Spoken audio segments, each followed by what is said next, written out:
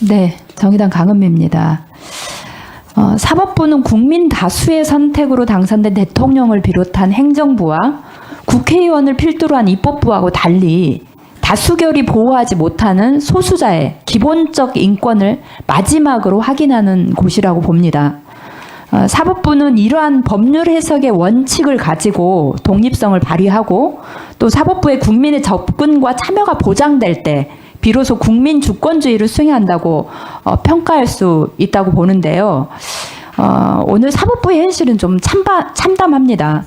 재판의 독립은 사법부 스스로 방기했고 또 헌법도 법률도 법관의 양심도 아닌 대법원장과 법원 행정처의 의도와 책략에 따라서 재판이 이루어진 사례가 다수 드러났습니다. 하지만 헌법과 국민 주권을 수호하기 위한 사법개혁은 여전히 미진하다고 보입니다.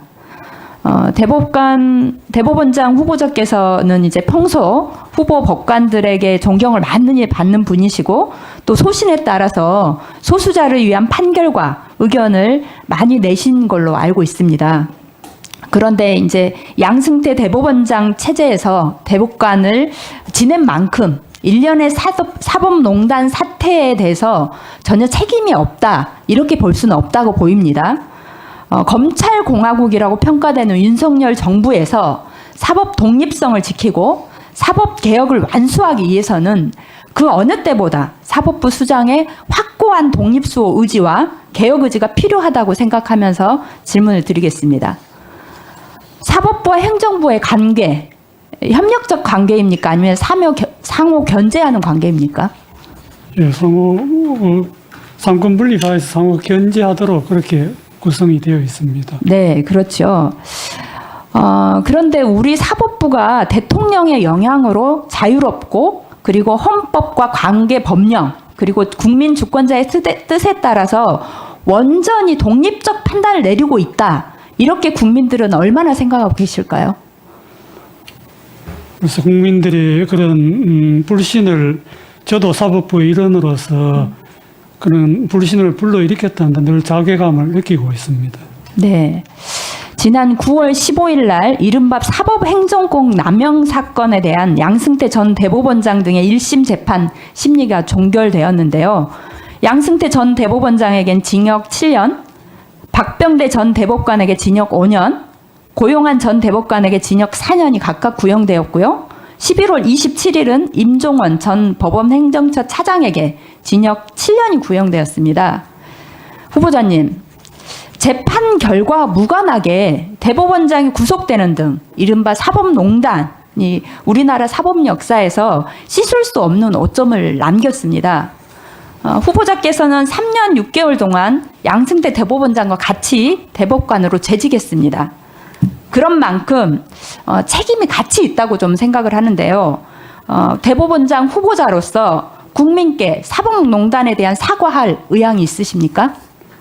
예, 국민들께 걱정을 끼쳤던 것은 사실입니다. 다만 그 사법농단의 원인이나 그 결과 이런 점들은 현재 위원님 말씀하시다시피 1심 재판을 앞두고 있기 때문에 제가 거기에 대해서 구체적으로 언급하기 어려운 점을 이해해 주시면 감사하겠습니다. 구체적으로 언급이 되지 않더라도 대법관 시절에 실제로 이 사법농단이 있었고 그런 면에서는 저는 공동의 책임이 있다고 생각합니다. 그런 면에서 국민께 사과할 의향이 있냐고 여쭙는 겁니다.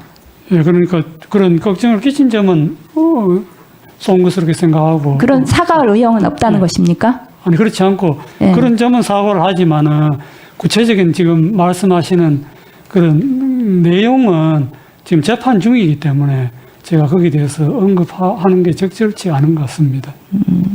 그러니까 내용에 대해서는 언급하는 건 적절하지 않지만 죄송하다고 하는 건 사과는 하시는 겁니까? 그렇습니다. 그런 사태가 제대로 사과를 좀 해주십시오. 예, 국민들께 그런 사태가 생겨서 걱정을 끼친 점은 죄송하게 생각을 합니다. 네.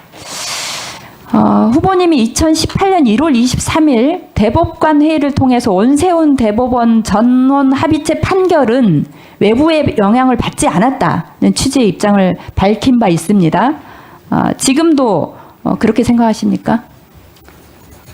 예, 지금 이제 그때 저희가 논의한 게 원세훈 사건과 강제징용 사건 두 건을 이제 재판 영향이 있었다라고 되어 있었습니다. 그런데 아시다시피 저희 전원합의체 13명이 같이 재판을 합니다. 그런데 추호도 그런 아무 얘기랑 네. 전혀 저기 없었습니다. 예.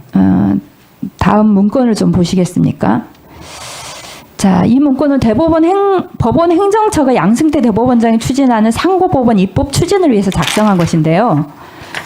별첨 자료 3에서 밝히고 있듯이 대통령과 청와대의 원활한 국정 운영을 뒷받침하기 위해 권한과 재량의 범위 내에서 최대한 협조해온 사례를 밝히고 있습니다. 후보자님, 대통령과 청와대의 원활한 국정 운영을 뒷받침하는 것 행정부의 역할입니까? 사법부의 역할입니까? 예, 사법부 역할이라고 할 수는 없습니다. 네, 사법부 역할이 아닙니다. 사법부가 재판을 하는 곳인데 결국 국정 운영을 뒷받침하기 위해서 최대한 노력하겠다는 것은 법에 따른 판결이 아니라 대통령 뜻에 따라서 판결하겠다고 스스로 자백하는 문건 아닙니까? 어떻게 보십니까? 그래서 뭐 오해하실 만합니다만은 저희 대법원의 운영에서 지금까지도 행정처와 전원합의체는 엄격하게 분리되어 있습니다. 네, 엄격하게 예. 분리되어 있는데요. 다음 거 보시겠습니다. 국가적 사회적 파급력이 큰 사건이나 민감한 정치적 사건 등이라는 판단, 이거 누가 합니까?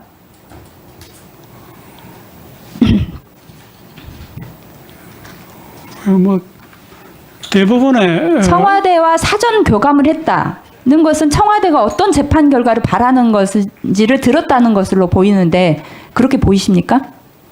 그래서 저런 문건 때문에 국민들께 많은 걱정을 끼쳤던 게 사실입니다. 비공식적으로 물밑에서 예측 불허의 돌출 판결이 선고되지 않도록 조율하는 역할을 수행했다. 그러면은 독립된 법관의 판결에 개입했다는 것이 아닙니까? 그래서 저런 오해를 왜 저런 오해를 만들었는지 저도 이해할 수가 없습니다. 오해 좀 더 질문할 텐데요. 구체적인 정황이 있습니다. 예, 강은미 위원님 수고하셨습니다.